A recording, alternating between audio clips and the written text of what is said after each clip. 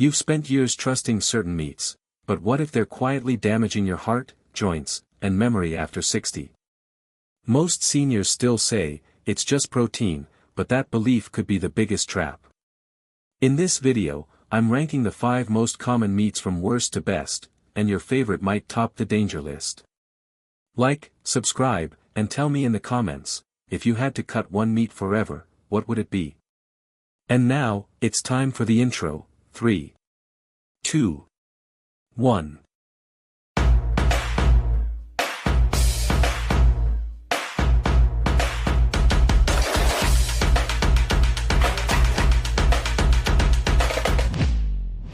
Walter had just come back from his annual checkup, clutching a folded piece of paper in his hand. "Doctor says I need to cut back on meat," he told me with a half smile, the kind that masks uncertainty. "But I don't smoke, I barely drink, meat's one of the few pleasures left, you know." I hear that a lot. For many people over 60, food isn't just fuel, it's comfort, memory, routine.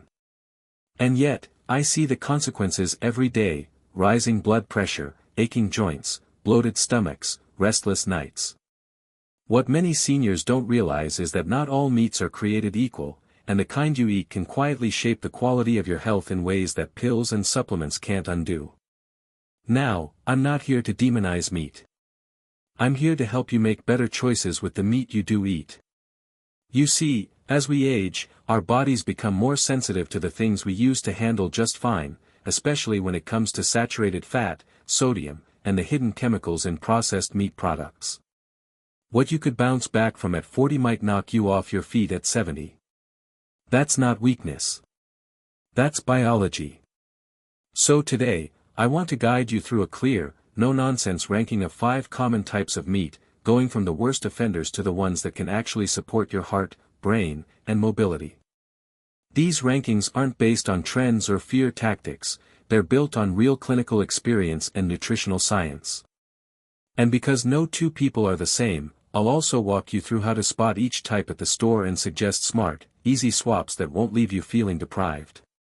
Think of this as a personal consultation, but one that comes with a grocery list. You don't have to give up the joy of eating. You just need to stop gambling with your health one bite at a time. Walter returned a week later, this time with a grocery receipt in his shirt pocket and a slightly sheepish look. "Okay, Doc," he chuckled, "so I checked my fridge. I've got bacon in there. You're not gonna take that away from me too, are you?" I didn't answer right away. I opened my laptop, turned the screen toward him, and showed him a photo, a crispy, golden strip of store-bought bacon sizzling in a pan. "Does that look familiar?" I asked. He nodded. "Well, that's what we're going to talk about today. If we're going to rank the worst meats for people over 60, we need to start with the one that's become an American breakfast icon: processed bacon. The kind that comes in vacuum-sealed plastic, lines grocery store shelves, and fills the kitchen with that irresistible smell. Walter, like many people his age, grew up with bacon as a staple. Sunday mornings weren't complete without it. But nostalgia doesn't cancel out biology. The problem with processed bacon isn't just the fat, it's everything that's added to it to keep it shelf-stable, flavorful, and addictive. Most commercially packaged bacon is cured with sodium nitrate, a preservative linked to inflammation, blood vessel damage, and even an increased risk of certain cancers. And then there's the salt. Just 2 slices can pack in nearly 400 milligrams of sodium, almost a fifth of what a senior should eat in an entire day.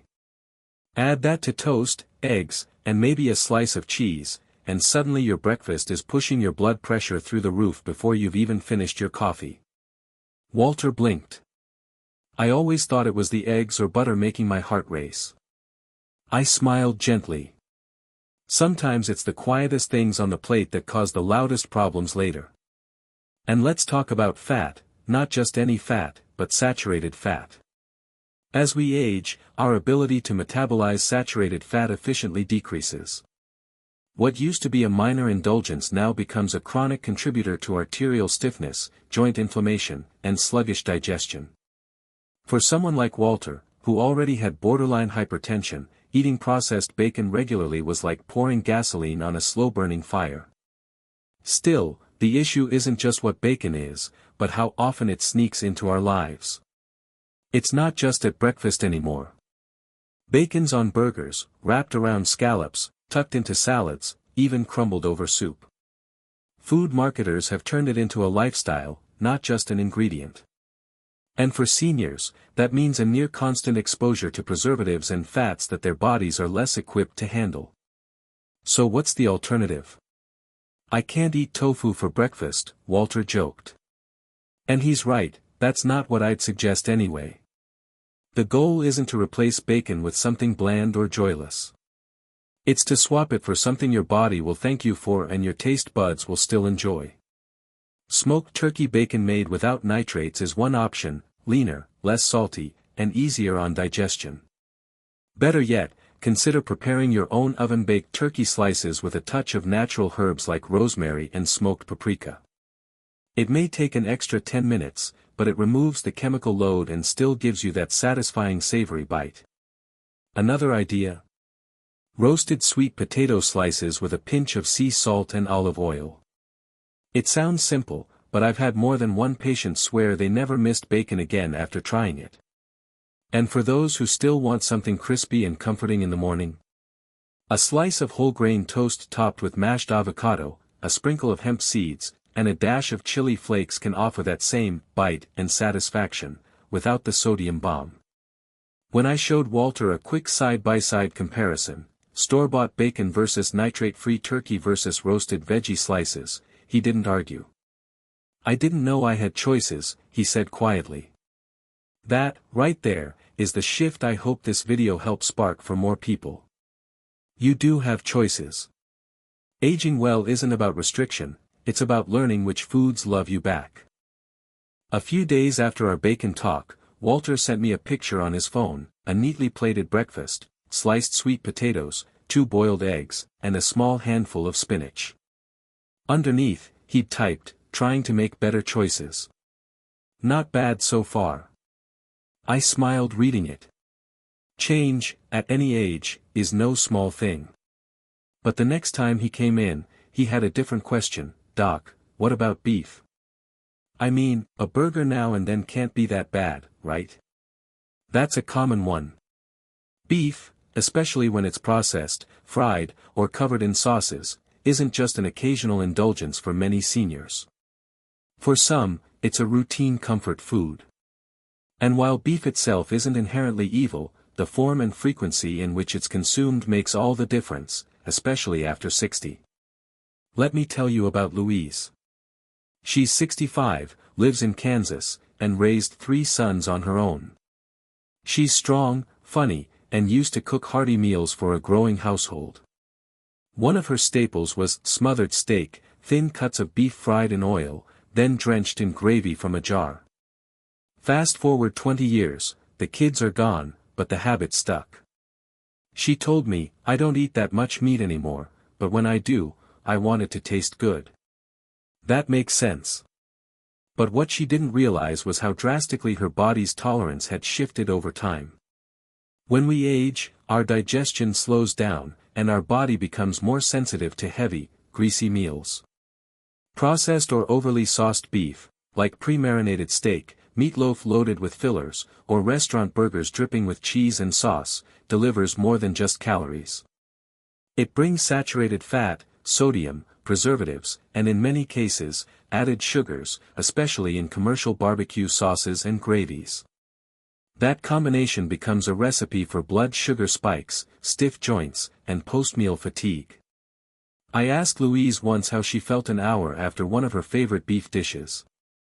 She paused and said, honestly, "Heavy. Like I need a nap and an antacid." That's not just age talking, that's your gut and liver waving a white flag. But here's the thing, beef doesn't need to be the villain. The cut matters. The method matters. The mindset matters. Instead of chuck or ribeye drowned in sauce, try eye of round or sirloin, leaner cuts with less marbling. Instead of pan frying in butter, use a cast iron skillet and let the meat caramelize in its natural juices, adding flavor without loading your arteries. I've had patients roast beef with just garlic, rosemary, and a splash of olive oil, then slice it thin for sandwiches or grain bowls. Others marinate lean cuts in lemon and herbs overnight. It tenderizes the meat naturally and adds brightness without salt or sugar. The key isn't to remove the joy of beef, it's to reclaim it in a form that supports your body, not burdens it. When Louise made this shift, she didn't just notice her digestion improve, she found she actually craved red meat less. That's because when your body stops fighting inflammation, it stops crying out for comfort food to dull the fatigue. I feel lighter now, she told me a month later. Not just in my stomach, everywhere. Walter, hearing this story in my office, nodded. Okay, he said, so it's not no beef, it's better beef. I can work with that. Exactly. Food isn't about rules, it's about relationships. And after 60, your relationship with red meat may need to evolve, but it doesn't have to end. The power is in the how, not just the what. A week later, Walter came in again, this time looking more confident. So I've been swapping out the bacon and cutting back on beef. Feeling a little less heavy after meals, actually. He paused. But now I've got chicken in the fridge, pre-seasoned, skin-on thighs. That's better, right? He looked at me, hopeful. And I knew this was the perfect moment to talk about one of the biggest health blind spots I see in older adults: industrial, mass-produced chicken. On paper, chicken seems like the safe choice.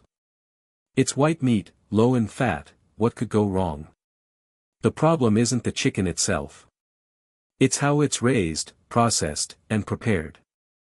And for people over 60, the difference between factory farmed chicken and thoughtfully sourced chicken can mean the difference between feeling nourished or inflamed. Let me tell you about James.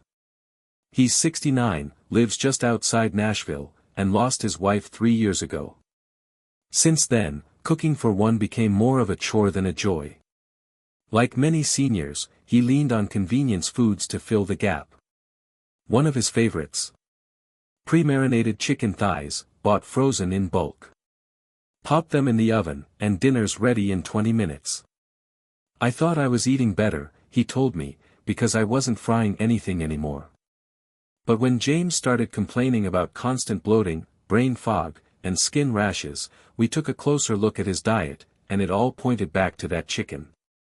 Here's the thing: mass-produced chicken often comes from birds raised in cramped, stressful environments, pumped with antibiotics to prevent disease and sometimes even low-dose hormones to promote fast growth. While those chemicals might not cause immediate symptoms in younger people, older bodies, already dealing with slowed metabolism and fragile immune systems, struggle to process the residue that's left behind. Then there's the seasoning packets and marinades. These are often loaded with sodium, artificial flavors, sugar, and preservatives, all hidden behind vague terms like natural flavor or spices. In James's case, a single serving of his go-to chicken had over 900 milligrams of sodium, nearly half his daily recommended intake. And he didn't even realize it. Another challenge with factory chicken: fat distribution. Unlike wild or free-range poultry, which develop leaner muscle from natural movement, industrial chickens are bred for rapid growth, especially in the breast and thighs. This often results in meat that's unnaturally soft, watery, and low in nutrients like omega-3s or zinc. And because it cooks down into a greasy, soggy texture, most people drown it in sauce or fry it to fix the flavor, undoing any potential health benefit. I remember showing James 2 identical plates, one with store-bought frozen chicken in marinade, the other with simply baked organic chicken breast seasoned with herbs and lemon. He blinked and said, "That second one looks like something from a magazine. But is it worth the cost?" It's a fair question. And my answer is this: yes, because it's not just about today's dinner. It's about how your body feels next week, next year. For seniors, better chicken choices mean easier digestion, less inflammation, and more stable energy throughout the day. It might not seem dramatic in the moment, but when your joints ache less, your blood pressure stays in check, and your memory feels sharper, it adds up. So what can you do? First, check the label. If it doesn't say organic or free range, or if the ingredient list reads like a chemistry lab, put it back. Choose plain, skinless chicken breasts or thighs, and season them yourself with anti-inflammatory herbs like turmeric, thyme, garlic, or rosemary. Roast them with vegetables or simmer them into soup with greens and lentils. Your gut, joints, and heart will thank you. James made the switch gradually. He started roasting chicken on Sundays, storing portions in containers, and reheating them during the week. Within a month, his bloating eased, his skin cleared, and he started sleeping better. He even picked up an old hobby again, woodworking. I have more energy now, he told me. Didn't think chicken could change that. Walter, sitting across from me, laughed. You're making me scared to go near my freezer, document. I smiled. Not scared, just a little more curious. That's the point. After 60, curiosity about what we eat isn't a luxury, it's a strategy for living better, longer.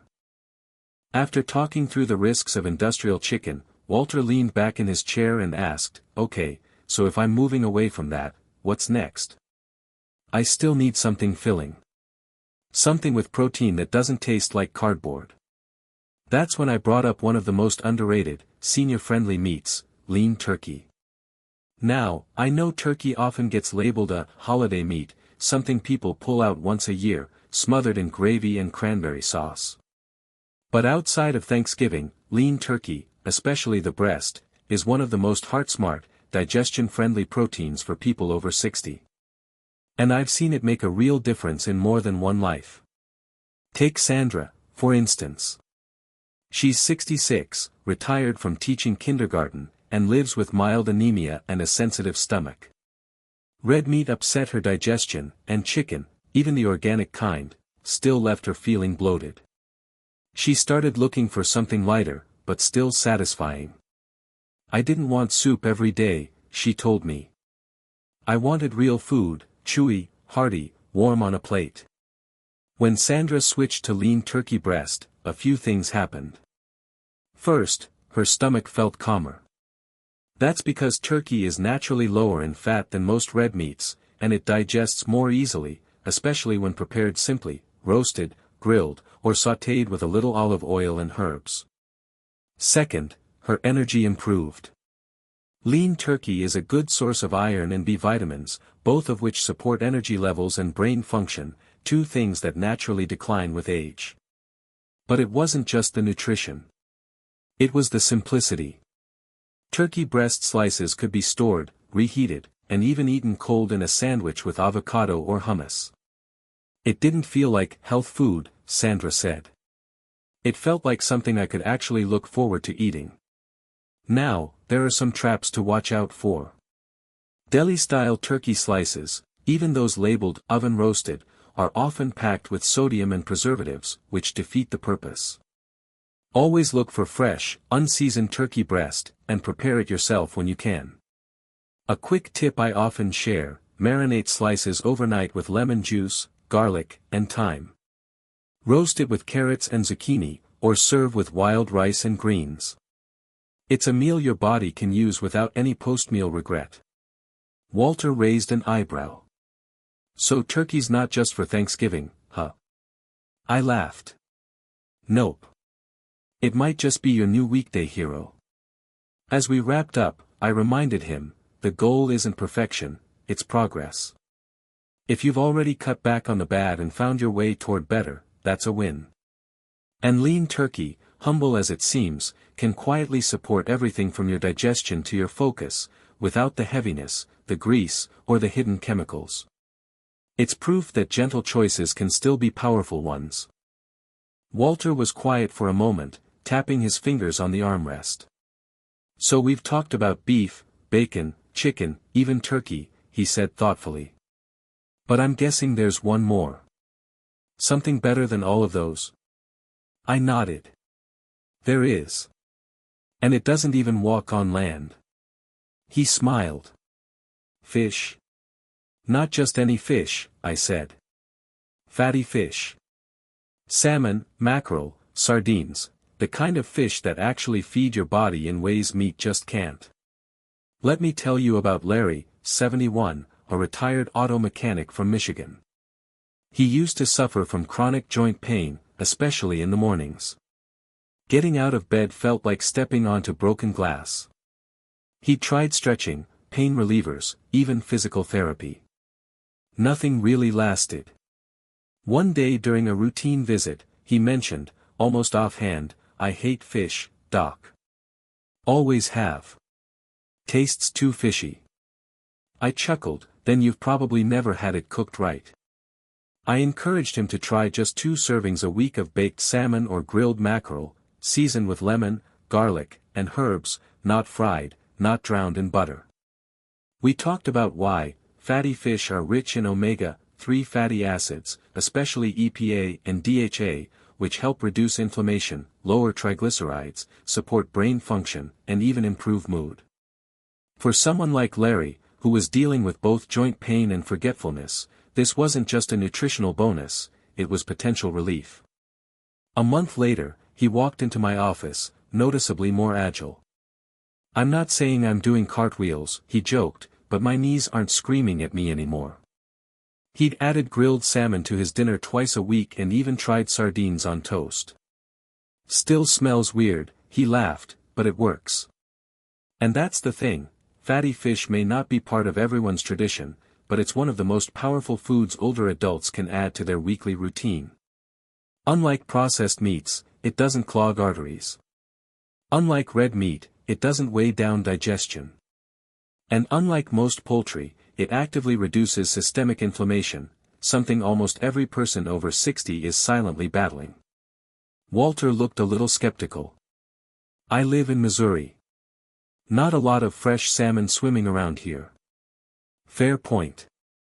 But there are solutions. Canned wild-caught salmon or sardines packed in water, not oil or sauce, are affordable, shelf-stable, and just as effective. Add them to salads, mash them into sandwich spreads with Greek yogurt and mustard, or mix them into rice bowls with avocado and cucumber. They're simple, satisfying, and far more healing than most comfort foods. Of course, not all fish are created equal. Some farm-raised fish can be high in mercury or raised in poor conditions. That's why I always recommend wild-caught varieties when possible. But even frozen, vacuum-sealed fillets from reputable sources are a solid choice. "You think it can help my memory too?" Walter asked. "Absolutely," I said. "Your brain is 60% fat. Feeding it the right kind of fat, like omega-3s, helps protect against age-related decline." At the end of that visit, I printed Walter a few simple recipes, nothing fancy, just quick, flavorful meals with minimal prep.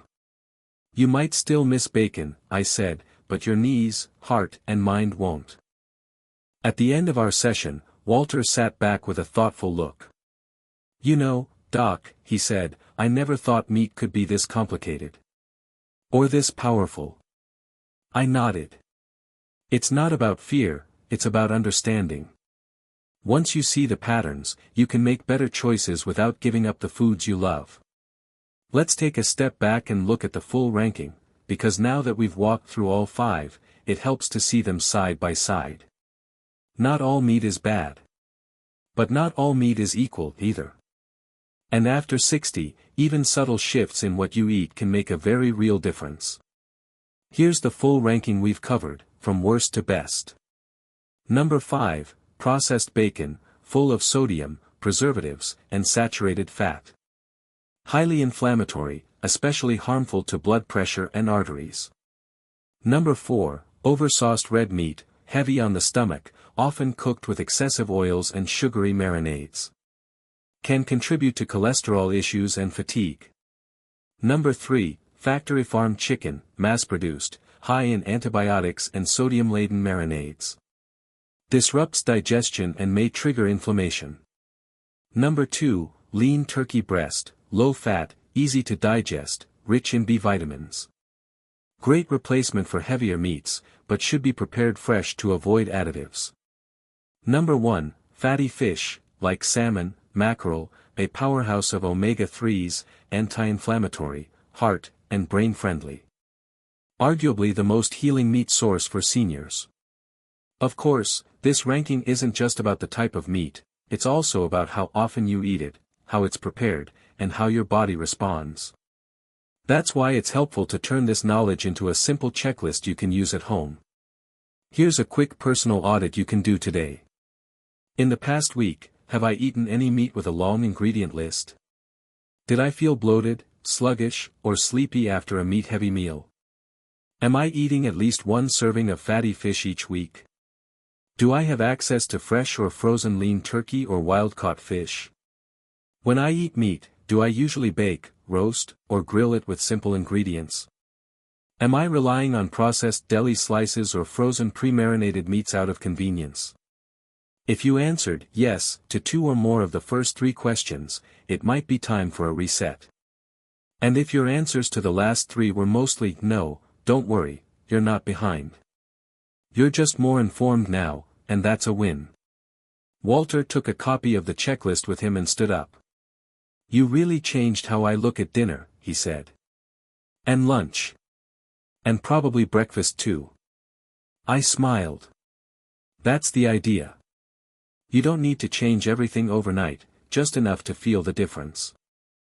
As Walter walked toward the door with his checklist in hand, he turned back and said, You know, I used to think eating healthy meant giving up everything good. But now it feels more like I'm just trading up. I nodded. Exactly.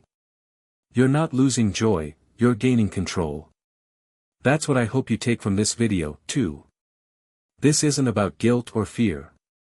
It's about power, knowing which foods are helping you move better, think clearer, and live longer. After 60, it's not about chasing perfect health. It's about choosing the kind of health that lets you enjoy your days more fully. And meat, when chosen wisely, can absolutely be part of that. If you've made it this far, I want to thank you for taking your health seriously. It means a lot, not just to you, but probably to the people who love you and want more good years with you. If today's ranking made you rethink something in your fridge, or gave you a new idea for dinner this week, hit that like button so I know this helped. And if you haven't yet, don't forget to subscribe for more real-world tips that are actually doable, no fads, no fluff. And here's a question I'd love for you to answer in the comments. What's one meat you know you should let go of, but haven't yet? No shame, just curiosity. Let's see how many of us are working through the same things. Until next time, eat with care, live with purpose, and stay curious.